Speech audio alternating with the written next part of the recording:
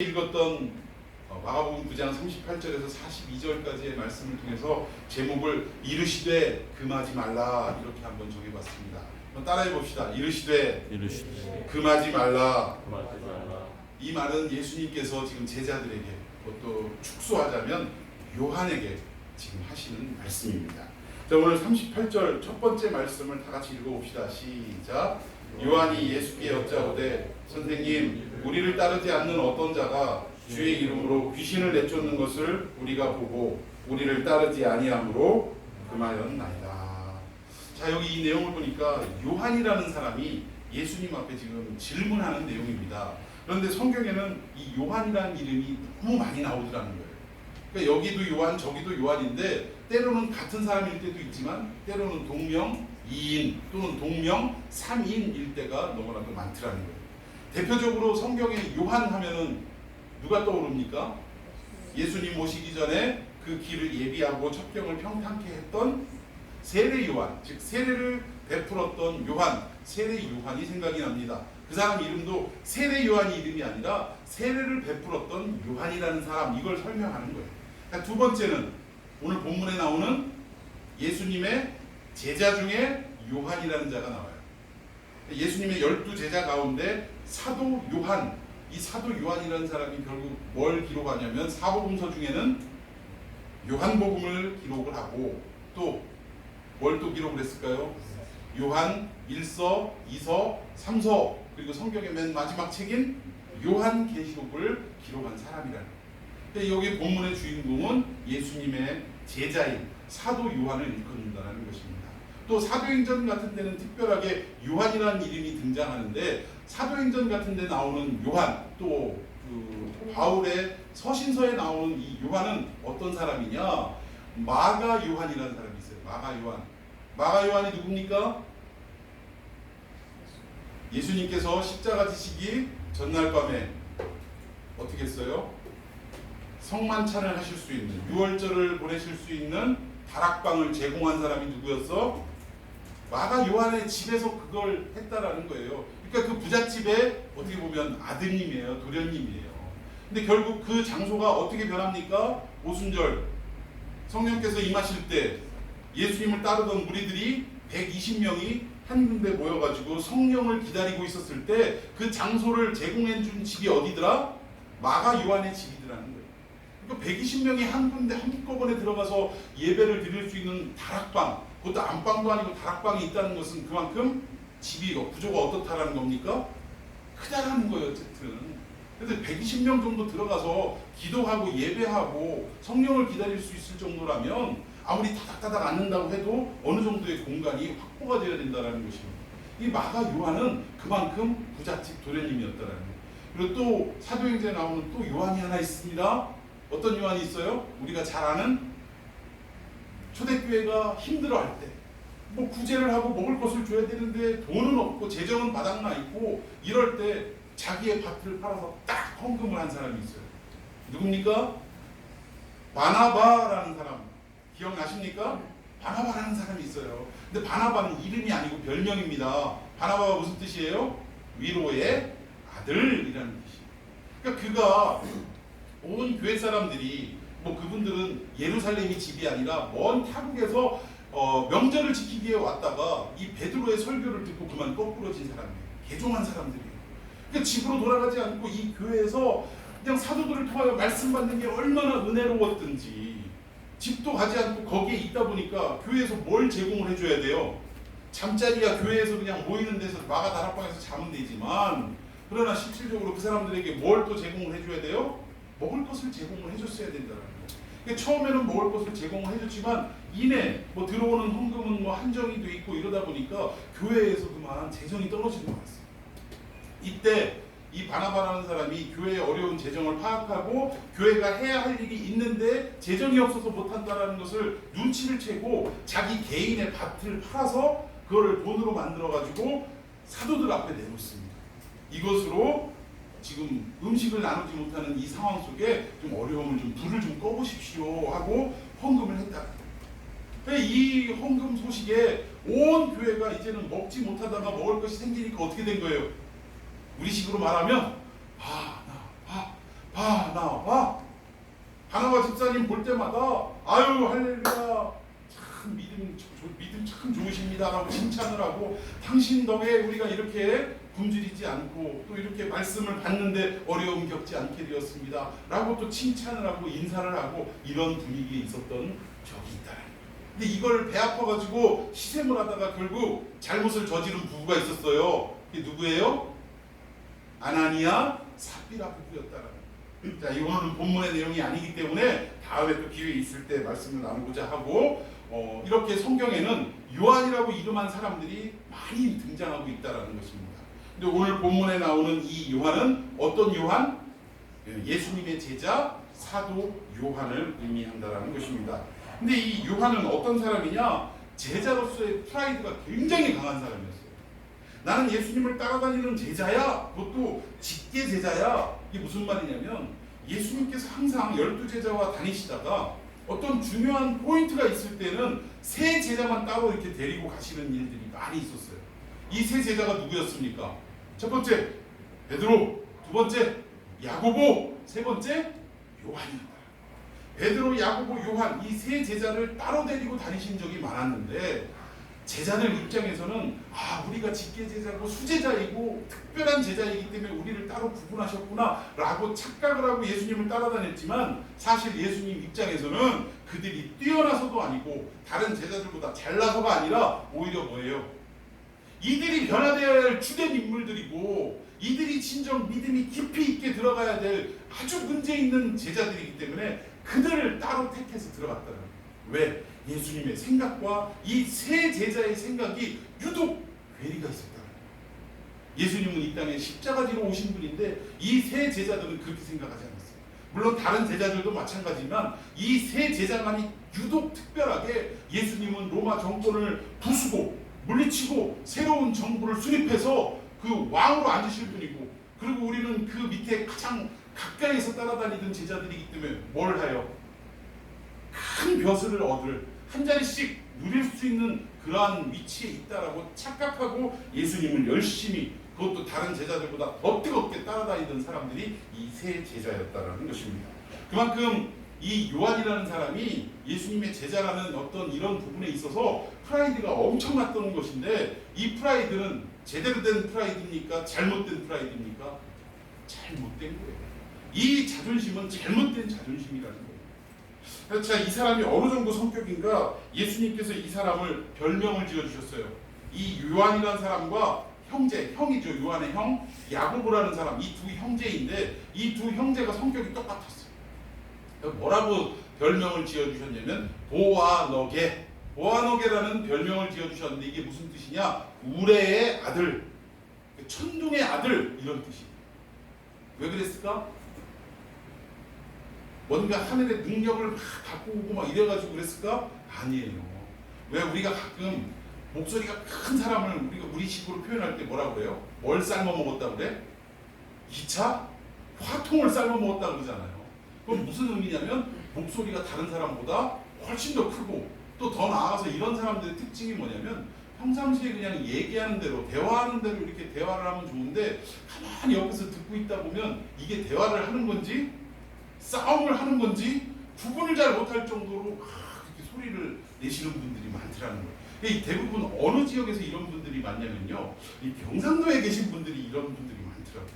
가만히 들어보면 이게 대화인지 다투는 건지 구분이 안 가요. 근데 이분은 지극히 정상적인 대화를 하고 있는 상황이더라는 거예요.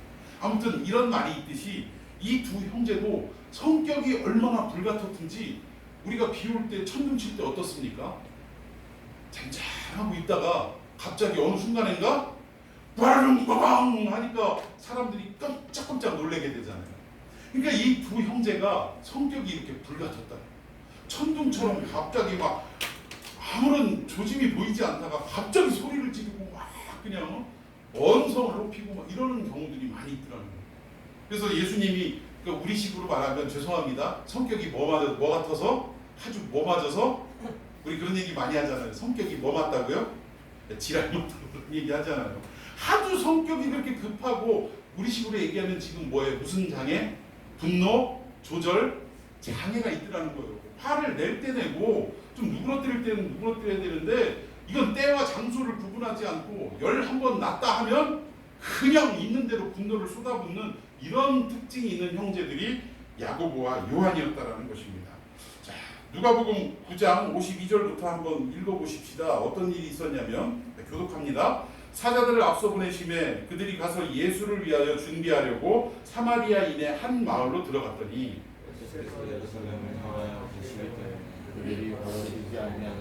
제자 야고보와 요한이 이를 보고 이르되 주여 우리가 불을 명하여 하늘로부터 내려 저들을 멸하라 하기를 원하시나이까?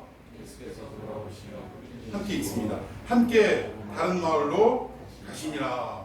이게 무슨 얘기냐면 예수님께서 지금 예루살렘을 향해서 걸어가시는 도중에 이 중간에 사마리아를 들렸어요. 여러분 잘 아시다시피 이 사마리아라는 곳은 유대인들에게 있어서 어때요? 인간 취급을 못 받는 지역입니다. 역사적인 배경이 있어요. 북이스라엘 622년인가요? 북이스라엘에 의해서 722년에 북이스라엘에 의해서 멸망을 당했는데 북이스라엘이 아수르에 의해서 멸망을 당했는데 이 아수르라는 족속이 역사적으로도 보면 이 중동 지역에 있는 여러 족속들 가운데 가장 포악하고 성격이 아주 못된 잔인한 그런 족속이 아수르였다는 것입니다. 근데 이들은 결국 하나님의 어떤 놀라운 계획 가운데 역사의 뒤안길에 이 족속 자체가 아예 사라져버리게 됩니다. 그런데 그들을 통하여 북이스라엘을 멸망시키시더라는 거예요. 근데 이들이 이 북이스라엘을 점령을 했지만 하나님을 향한 그 신실한 신앙을 어떻게 이게 뒤바꿀 수가 없더라는 거예요. 그래서 이 백성들을 자기 백성화하기 위해서 어떤 정책을 펼쳤냐면 이 핏줄을 섞어버리는 그런 정책을 펼쳤다는 것입니다.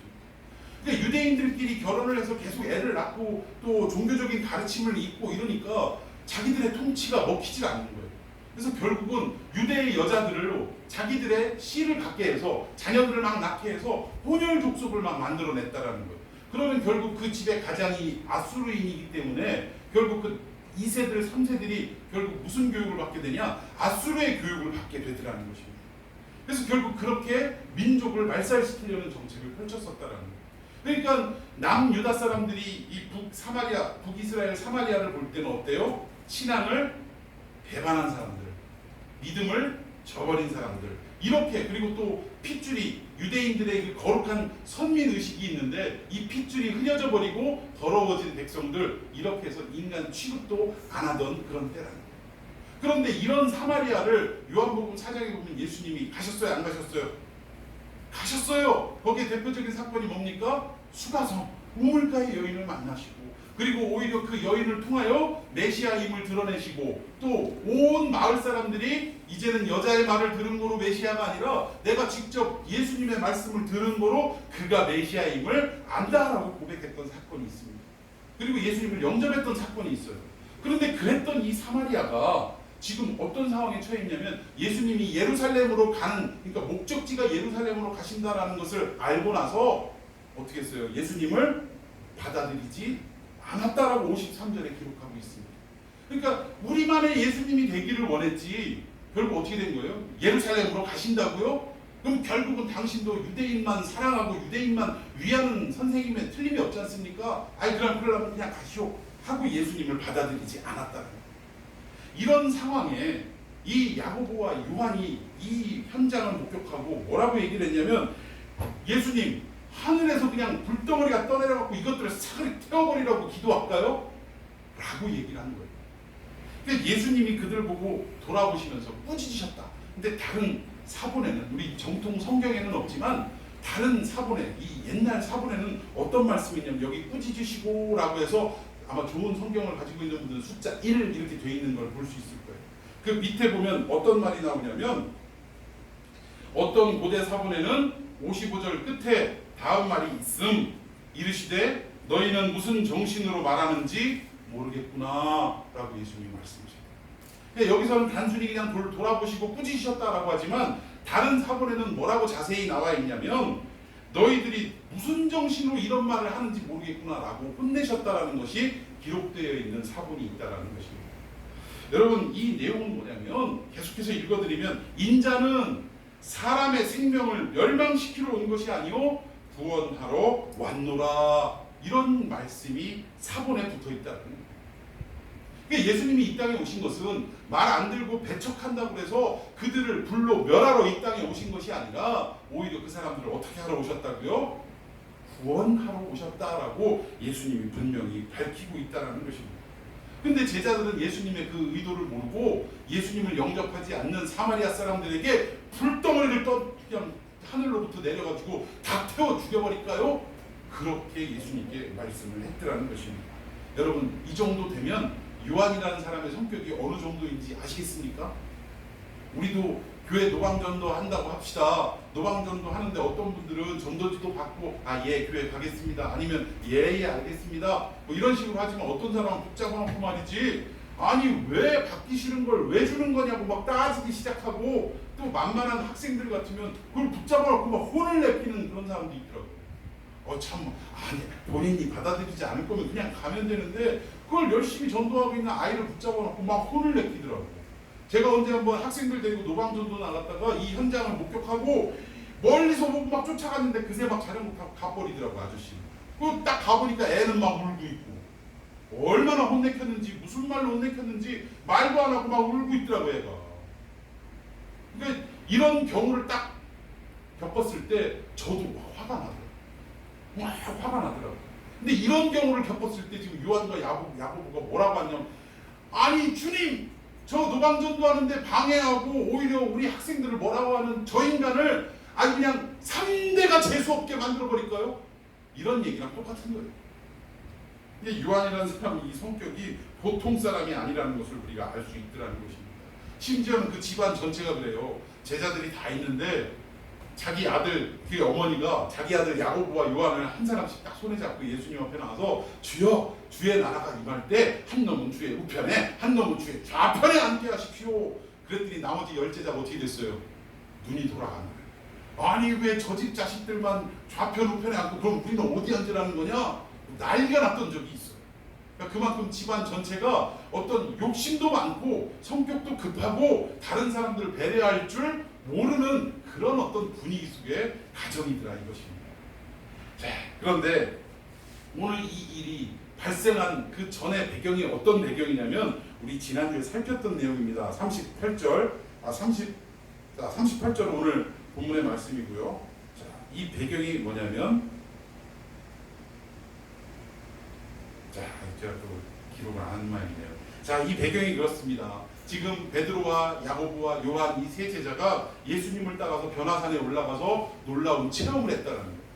그리고 나서 산 아래에서는 어떤 일이 있었냐? 예수님 일행이 다시 내려왔을 때 귀신 들려서 고통당하고 있는 한 아이를 둔 아버지가 제자들에게 고쳐달라고 부탁했을 때 고쳤어요? 못 고쳤어요?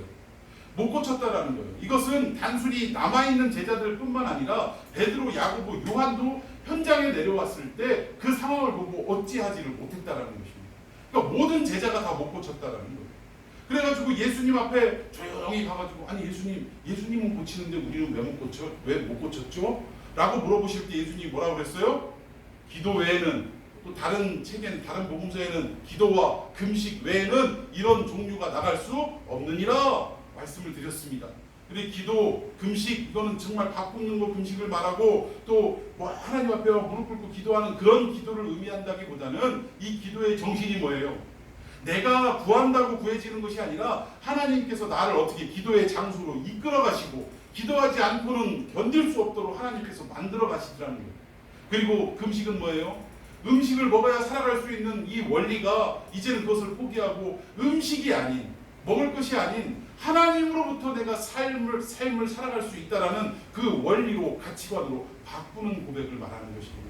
하나님, 비록 내가 먹을 것을 먹지 못한다 할지라도, 이 세상에서 필요하다라고 이야기하는 그 어떤 것들이 나에게 없다 할지라도 나는 누구만 있으면 된다 이 얘기예요? 하나님만 있으면 됩니다 라고 고백하는 행위가 금식의 정신이라는 것입니다. 여러분 동의하십니까? 네, 이런 게 없으면 이런 귀신을 쫓아내고 이런 일들을 할 수 없다라고 말씀을 하셨어요. 그런데 문제는 어떻게 바로 그 뒤에 나오는 거예요. 제자들은 지금 할 수 없었는데 이 본문에 보니까, 자 38절 다 같이 읽습니다. 시작. 요한이 예수께 여짜오되 선생님, 우리를 따르지 않는 어떤 자가, 지금 이 내용을 볼 때 예수님과 자기 제자 무리가 아닌 또 다른 어떤 사람이 그 얘기를 하는 거예요. 그 사람이 자 계속 읽읍시다. 주의 이름으로부터 시작. 주의 이름으로 쫓는 것을 우리가 보고 우리가 따르지 아니함으로 평안하나이다. 자 여기 보니까 제자들은 귀신을 쫓아낼 수 있었다 없었다?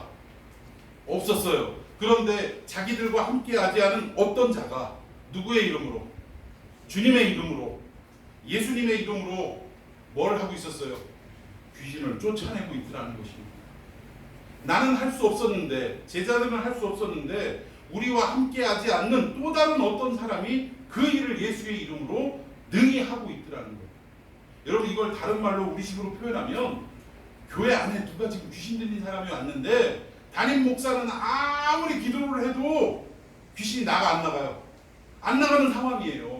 그런데 성도들 가운데 뭐 집사님 가운데 또는 권사님 가운데 한 분이 나와가지고 그냥 기도를 딱 하니까 귀신이 순간 어떻게 됐어요? 벌벌 떨면서 쫓겨나가는 그런 상황이 연출됐다 그거예요. 목사는 못했는데 성도는 했더라 이거야. 이때 어떻습니까? 목사의 입장에서 한번 생각해 봅시다. 어땠을까? 부끄러울까 안 부끄러울까? 부끄러운 게 아니라 우리 시쳇말로 이런 상황을 어떤 상황이라고 그래요? 아유? 이런 상황이 연출됐다라는 거예요. 지금 제자들은 못했는데 다른 어떤 사람이 귀신을 내쫓는 역사가 있었더라는 것입니다. 자, 회중 앞에서 결국 제자들은 뭐 당한 거예요? 망신살이 뻗친 거예요 지금. 다른 사람은 행하는데 귀신을 쫓아내는데 12제자는 이 일을 하지 못했더라는 것입니다. 그러니까 결국 얼마나 창피했겠어요. 그러니까 지금 이 상황 속에서 요한이 뭐라고 얘기하냐면 영적인 질투심이 가득 일어나가지고 지금 38절에 우리를 따르지 아니함으로 어떻게 했다고? 그를 금하였다 이거예요. 이 금했다는 게 뭐예요? 너 더 이상 귀신 쫓아내는 행위를 하지 마. 너 뭔데 네가 해? 우리 그런 일 가끔 있지 않나요? 꼭 교회 일뿐만 아니더라도 뭐 저도 어렸을 때 한번 그 기억이 나더라고요. 설교 준비하는데 예전에는 집안이 좀 먹고 살만해가지고 제가 웅변 학원, 뭐 기타 주산 학원, 무슨 학원 안 다닌 데가 없었어요. 피아노 학원까지도 갔다가 집어넣었는데 그때 당시의 분위기는 피아노는 여자들이나 하는 거라는 어떤 이런 어렸을 때의 마음이 도저히 피아노는 용납이 안 되더라고요. 그래가지고 강습 받는 도중에 도망나가 버렸어요. 그래서 하여튼 뭐 다 다녔는데 이제 제가 이제 저쪽 그 멀리까지 그 웅변학원 저 지금 시내에 어렸을 때는 그 시내 나간다는 게 쉽지 않습니다. 그런데 거기에 다니는데 이 주변 뭐 친구들이라고 해야 되나요? 같은 또래 엄마들도 그 자기 아들들도 좀 이렇게 같이 배웠으면 하는 바람이 있어가지고 뒤늦게 학원을 이렇게 등록을 했어요. 그러면 저는 한 3개월 정도 다녔고 이제 막 다니기 시작하니까 좀 레벨로 따지면 제가 밉니까 아래입니까? 제가 당연히 미죠. 근데 다니다가 참 얼마나 웃긴 일을 제가 했냐면 서로 이렇게 의견이 안 맞고 애들끼리 그렇게 다니다 보면 그렇잖아요. 근데 말 안 듣고 내 말대로 안 따라주고 이러니까 제가 그때 뭐라고 한 기억이 있냐면 너 우리 학원 이제 그만 나오지 마 라고 했던 기억이 있어요. 지금 와서 생각해보면 내가 뭔데 학원을 나오라 마라라고 결정을 했는지 참 이해가 안 가더라고요. 그런데 오늘 이 요한의 행위가 거의 그런 부분과 같지 않느냐. 교회 안에서 내가 20년 다녔고 이제 교회 나온 지 몇 달 안 되는 사람이 나는 할 수 없었던 놀라운 하나님의 그 헌신과 봉사가 이루어지는 모습을 볼 때 사실 좀 부끄러워요 안 부끄러워요? 부끄럽죠. 나는 20년 30년 교회 다녔는데 그런 봉사와 헌신은 못했었는데 이제 교회 나온 지 얼마 안 된 사람이 정말 신실한 믿음을 가지고 그런 일들을 해나가는 것을 볼 때 오히려 칭찬해주고 격려해주고 아우 나는 못했는데 당신은 어떻게 믿은지도 얼마 안 되는데 이런 일들을 행하십니까? 라고 오히려 존경의 눈초리를 존경의 말 한마디를 던져줘야 옳은 건데 대부분의 사람들이 어때요? 저거 봐라. 저거 왜 이렇게 주제넘게 나서지? 이런 걸 속으로 다 하고 있더라는 거예요. 자기는 못하는 걸 다른 사람이 하는 것에 대해서 오히려 기뻐하고 즐거워해야 될 우리들이 어느 순간인가 저거 봐라 저거 너무 설치는데 저거 너무 잘난 척하는데 이러면서 영적인 질투심에 사로잡혀서 오히려 그 사람이 하는 일에 사사건건 반대하거나 오히려 그 헌신과 희생하는 일에 대해서 안 좋게 악평을 하거나 이런 경우가 솔직히 얘기합시다. 있더라 없더라? 있어요. 저는 정말 그런 교회에서 부교육자 사역을 했던 것이 얼마나 교육이 됐는지 몰라요.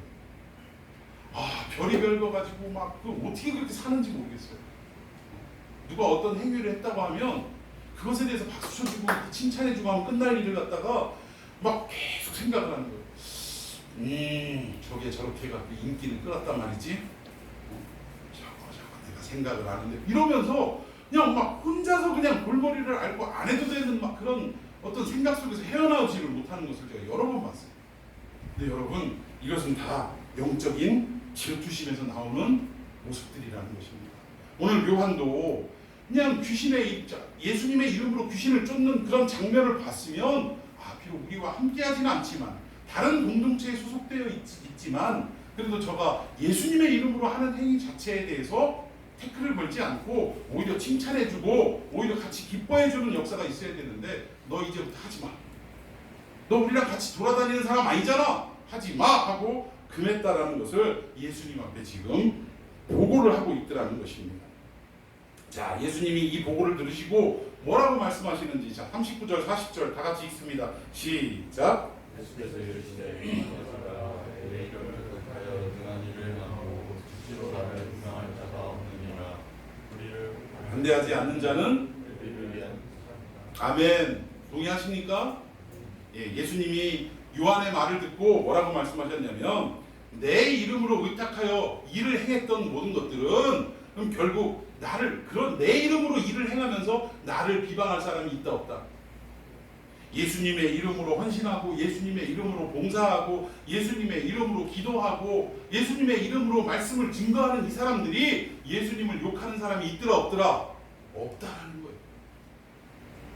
그러면서 우리를 반대하지 않는 자는 결국 어떻게 하는 자? 우리를 위하는 자다. 여기서 우리를 위한다라는 것은 결국 뭐예요? 그들도 다 우리의 형제 자매인이라 그 얘기라는 거예요.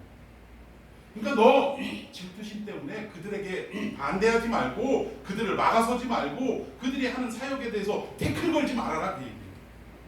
내 이름으로 하는 모든 일들은 그런 일들을 하면서 나를 비방할 자가 없다. 그들도 결국은 우리의 형제고 한 공동체임에 틀림이 없다라고 예수님께서 말씀해 주셨다라는 것입니다. 여러분, 이 내용을 볼 때 오늘날 교회의 모습을 한번 생각해 보십시다. 이 교회에서 예를 들어서 정말 성도들이 받아야 할, 성도들이 먹어야 할 귀한 영적인 양식을 증거하는, 전달하는 어떤 유명한 또는 능력이 있는, 실력이 있는 목사님이 어느 교회에 와가지고 집회를 한다고 하십시다. 말씀 사경회를 한다고 하십시다. 그러면 성도들이 예를 들어서 그 말씀에 대해서 대가인 그분이 와가지고 증거할 때 그 말씀을 듣고 싶다라는 거예요.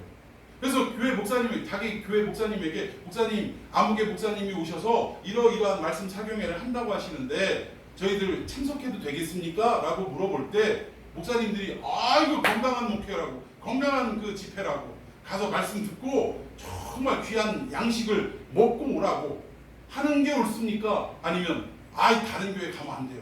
우리 교회에서 하는 것도 아니고 다른 교회에서 하는데 그걸 왜 가려고 합니까?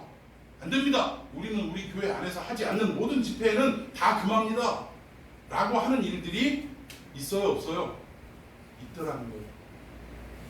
물론 일부 목사님들 가운데 하도 잘못된 어떤 집회들이 많고 말씀을 가르친다는 데가 많다 보니까 그것에 빠지지 않도록 경계하기 위해서 못 가게 하는 경우도 있습니다.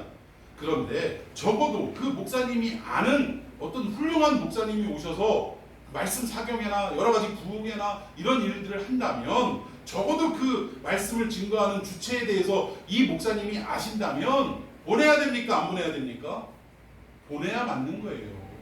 이단의 집회나 잘못된 사상을 가르치는 집회가 아닌 것을 안다면 적극적으로 보내야 한다는 거예요. 적극적으로. 우리 대전 지역에 또 여기 도마동 어느 교회에 아무개 목사님이 오시는데 그 목사님 말씀 전하시는 내용이나 방향이 너무나 건전하고 이 시대 말세를 살아가는 우리 성도들에게는 반드시 참으로 들어야 할 말씀을 선포하시는 목사님이다 라고 할 때는 보내야 됩니까? 안 보내야 됩니까?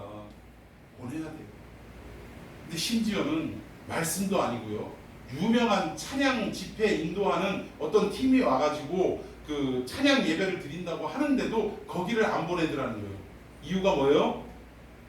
우리 성도들이 저쪽 큰 교회에 갔다가 그 큰 교회의 매력에 빠져서 우리 교회에 안 나올까봐, 우리 교회 교인 저쪽으로 뺏길까봐 그래서 못 보낸다라는 겁니다. 안 보낸다라는 거예요. 여러분, 이것은 오늘 본문에 나오는 이 요한이 가졌던 영적인 질투심과 맥락이 같습니까? 안 같습니까? 같더라는 거예요. 이 성경의 교훈은 그렇지 않더라는 것입니다. 예수님의 가르침은, 예수님은 뭐라 그랬어요? 그들이 하는 일들에 대해서 금하지 말라라고 예수님 분명하게 말씀해 주셨다라는 것입니다. 자, 오늘 본문 말씀 계속해서 읽읍시다. 41절 먼저 읽습니다. 시작. 누구든지 너희가 그리스도에게 속한 자라 하여 물 한 그릇이라도 주면 내가 진실로 너희에게 이르노니 그가 결코 상을 잃지 않으리라. 자, 43절도 읽어봅시다. 또 누구든지 나를 믿는 이 작은 자들 중 하나라도 실족하게 하면 차라리 연자 맷돌이 그 목에 매어 바다에 던져지는 것이 나으리라. 여기에 보니까 나하고 함께하지 않는다고 해서 그들을 금하거나 영적인 질투심에 의해서 그들에게 상처 주는 일들을 한다면 옳지 않다라는 거예요. 여기에서 오히려 그 작은 자들, 그리스도에게 속한 자 이들에게 오히려 물 한 그릇이라도 줄 아는, 가끔 보면 제가 이런 경우를 봅니다. 길가에 이단들 막 전도지 나눠주는 거 이런 거 말고 진짜 건전한 교회에서 또 성도님들이 그 뜨거운 때학볕에도 뭐 사탕 하나씩 이렇게 포장을 일일이 해가지고 이렇게 또 말씀 카드하고 함께 이렇게 전달해 주는 거를 가끔 봐요. 그러면 이때 우리는 예수 믿는 사람 입장에서 어떻게 해야 됩니까? 받기 귀찮다고 해서 어떻게 해요? 아, 됐어요. 주머니에 손 들고 아, 됐어요. 이러고 가야 됩니까? 쳐다보고 이래야 돼요? 아니요. 딱 보고 건전한 교회에서 건전한 행위로 이렇게 전도를 하는 거라면 오히려 아이고 이 더운데 수고가 많으십니다. 아유 이 귀한 일을 참 이렇게 감당하시느라고 얼마나 애쓰십니까? 라고 칭찬해주고 위로의 한 말씀 전해주는 이러한 모습이 우리 가운데 있어야 될 줄로 믿습니다. 이게 결국, 그리고 또 내가 허락되어진다면 더운 날씨에 그렇게 전도하고 있는 분들 계시면 혹시라도 내가 음료수 하나라도 좀 여분이 있으면 음료수 하나라도 건네주고 오는 거예요. 이 귀한 일 하시는데 목 좀 축여가면서 하라고 얼마나 덥겠냐고 말이지. 여러분, 아름다운 교제입니까? 아닙니까? 아름다운 교제예요. 예수님 41절에 뭐라고 말씀하셨다고요? 이렇게 작은 자 한 사람에게, 그리스도에게 속한 자에게 우리가 금하거나 배타적으로 나가는 게 아니라 그들에게 무언가시라, 작은 것이라도 물 한 그릇이라도 준다면 결코 그가 상을 잃지 않으리라 라고 예수님 말씀해 주셨어요. 43절에는 그 반대로 오히려 이 작은 자들, 여기서 이 작은 자는 어린아이를 말합니다.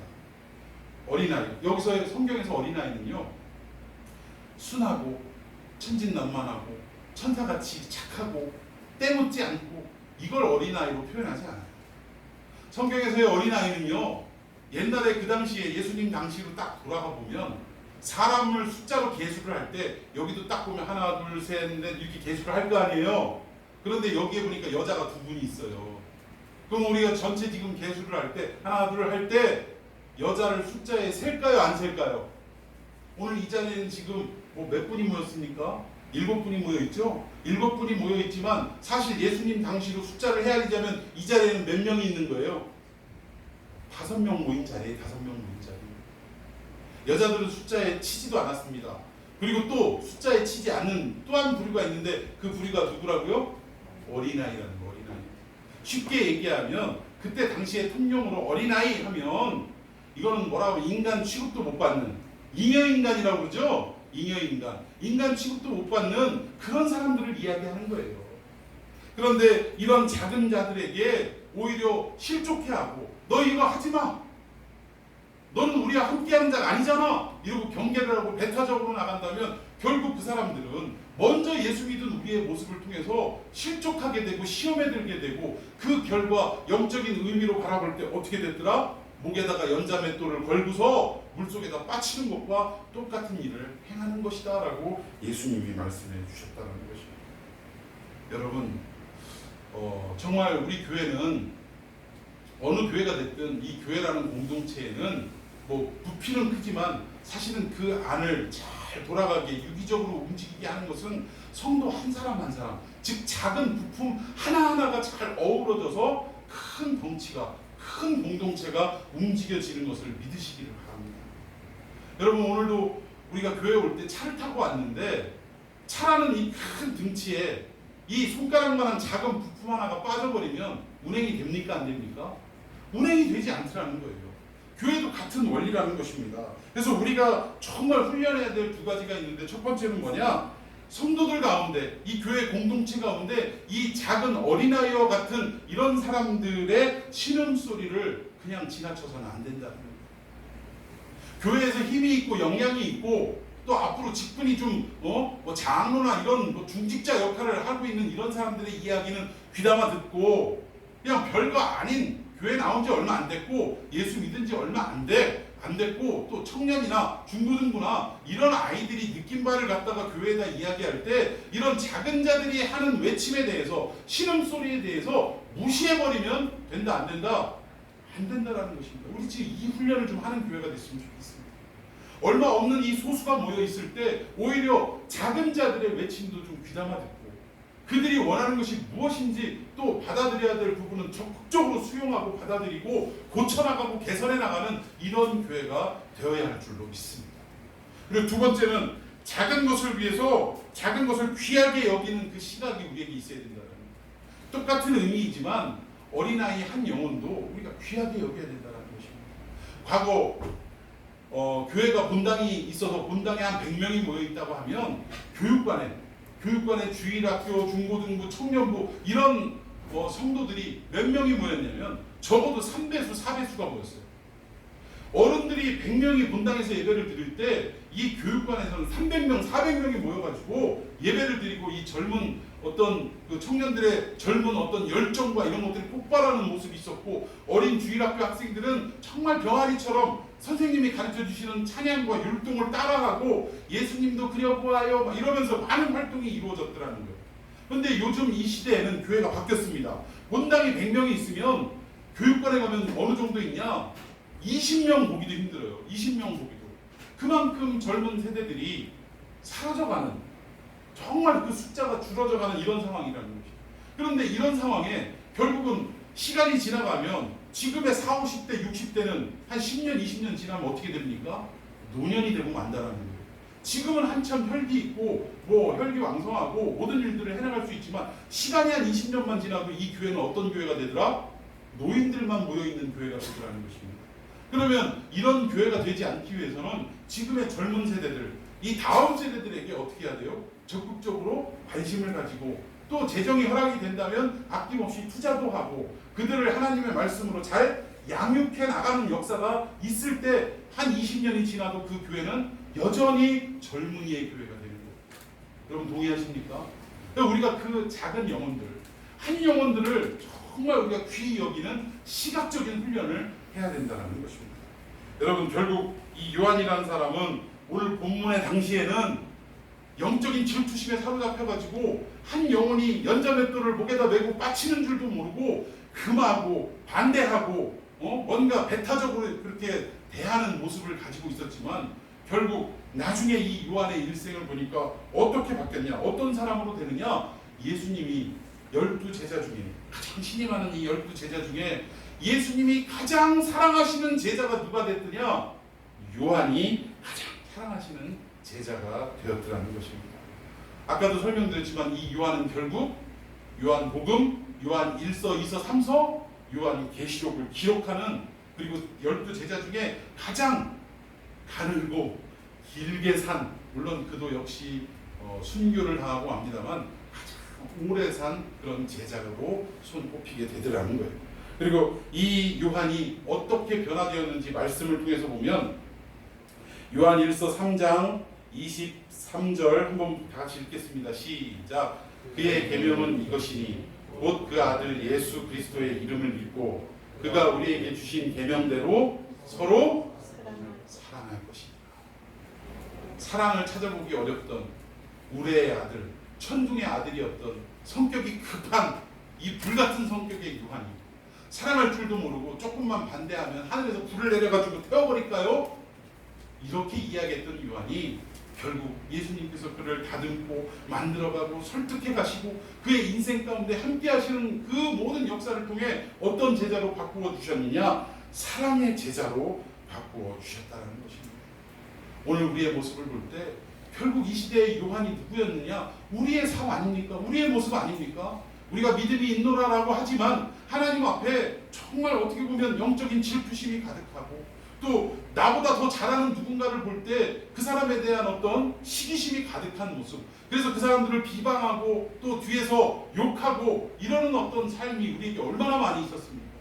그런데 예수님께서 이런 요한과 같은 우리들에게 계속적으로 말씀으로 가르쳐 주시고 설득해 주시고 실패하고 넘어지면 다시금 일으켜 세워 주셔서 결국 조금씩 어떻게 해요? 우리를 고쳐가시고 완성해 가시더라는 사실.